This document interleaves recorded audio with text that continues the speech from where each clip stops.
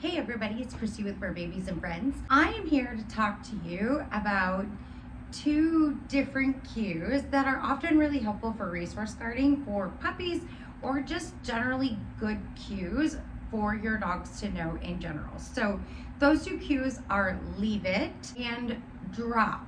Biggest difference, leave it and drop are two different cues. They mean two different behaviors are attached to them. So you want to make sure that you understand that leave it means the dog never gets that thing in their mouth.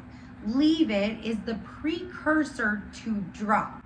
Drop is they have it in their mouth already and I need them to give it to me or to get it back in a safe way.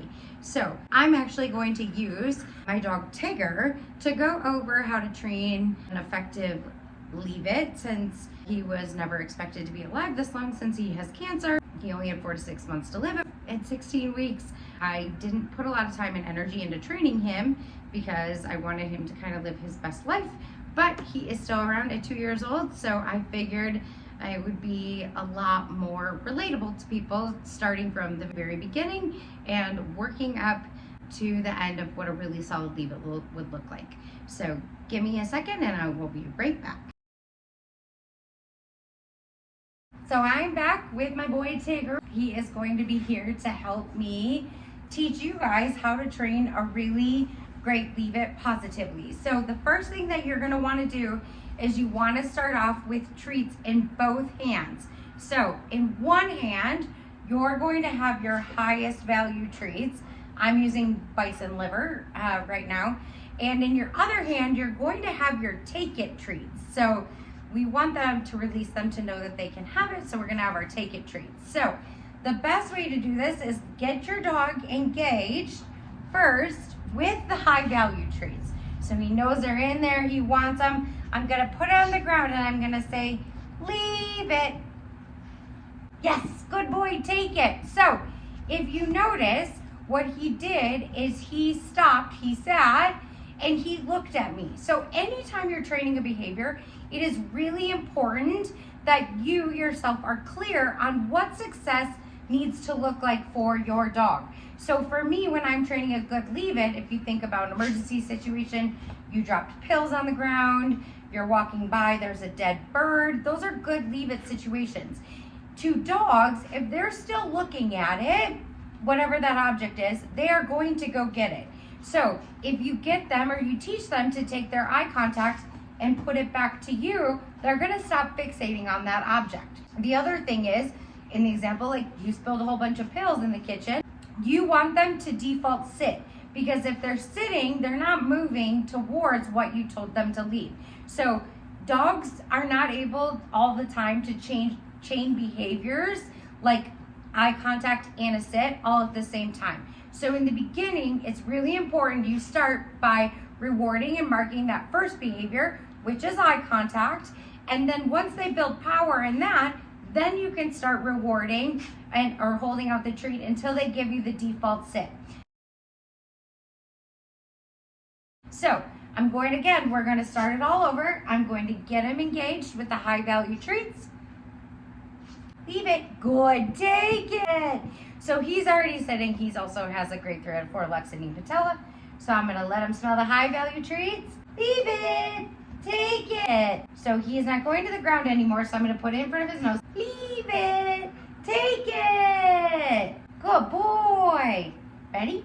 Leave it. We use the word take it to gamify it a little bit so he knows he's getting something out of this. Eventually, you could be able to toss treats, tell him to leave it, and then tell him to take it. Builds impulse control, really helps build a solid leave it. So once you get good on the ground, you can come up, leave it, take it. Notice how I'm also saying it fun, right? In emergency situations, we tend to say things a little harsh. We're like, no, don't get it, leave it, right? That is not going to incentivize the dog, and they're gonna be like, ooh, I'm in trouble. So they might go to get the whatever it is even faster, or they might just run away or run towards it, which is something you definitely don't want. So as you get better, you wanna move up. So now, what I'm going to do is since he seems like he's getting this pretty fast, he's pretty smart, I'm going to put the treats on the ground, leave it. I started to uncover it a little bit. Take it. Leave it. Take it. Leave it. Take it. Leave it. Yeah! Take it. Good boy. Now I have the pile of treats right down here, and he's not moving towards it because I've told him to leave it. Take it. Good. That time he looked at it, even though I didn't say it. Good, because he knows he's not supposed to have it. So I'm rewarding him. Good. I'm rewarding him for not going after it. So I'm rushing this a little fast. Normally it would take a little while. But the goal is you cannot allow your dog to get what you ask them to leave. If he were to get any of this, you're basically undoing everything that you just kind of incentivized your dog to do. So now I'm gonna leave it uncovered again. Leave it. Now I'm gonna hold out and see if he'll give me a default sit. Yes. Good boy. Ready? Ooh. Good, take it. I waited to say take it until he looked at me. Take it. Ready? Leave it. But take it. So once you build a lot of power on the ground, on the floor, that's when you can take it up a notch and you can work on dropping it from the ground. Now, when you start to drop it from the ground, make sure that you drop it in between your feet so that if the dog moves to get it, you can quickly cover it without them getting it. Remember, if they get whatever object it is you told them to leave, they're gonna think that they're faster than you and that you're undoing your whole leave it. So I'm gonna give an example here, even though I was kind of doing it. Leave it. Good, take it. Leave it. Good, take it. Leave it. Take it. Good boy, Wiggles.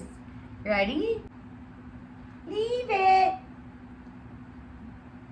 Good, take it. So you want to practice quite a few repetitions.